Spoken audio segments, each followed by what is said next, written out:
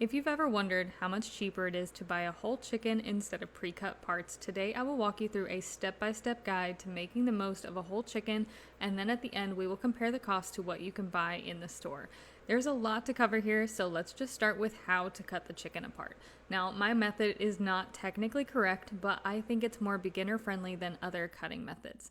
I start on the back of the chicken and cut a T. The first is down the spine, and the second cut is along the tops of the thighs. This is to identify where the oysters are. Then, using the tip of a knife, I am going to use small cuts to fillet away the oysters. You don't have to be too precise here, just try to get as much as you can. Flip the chicken over and we're going to cut the skin that holds the legs to the breasts. Then using our hands, we're going to press the thigh away from the breast and we're going to pop out the leg joint. This is going to give us a more steady surface to work on. Cut a line straight down the center of the breasts. This is to help us identify and expose the breastbone.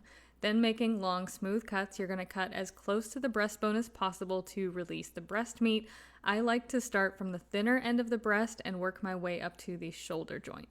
Then once I can see where the shoulder joint is attached, you can cut through that very easily, and now you have a whole breast with the wing still attached. Repeat this process on the other side. When you get to this point, cutting the wing off the breast is very simple as there are no bones or joints to cut around. Just look for this fat line and cut it off right there. You can choose to keep the wings whole or you can cut them down into their drums and flats.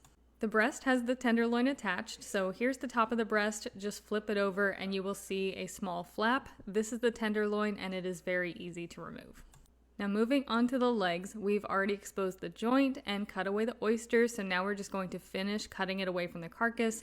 Start at the bottom and try to cut as close to the bone as possible until you've completely removed it. And again, you can leave these as whole chicken leg quarters or you can cut them further into the drumsticks and thighs. That is my method for cutting apart a chicken. I did a second chicken off camera just to see how long the process took, and for me it takes about 10 minutes. So in the next part I will show you how to make chicken stock with the carcass.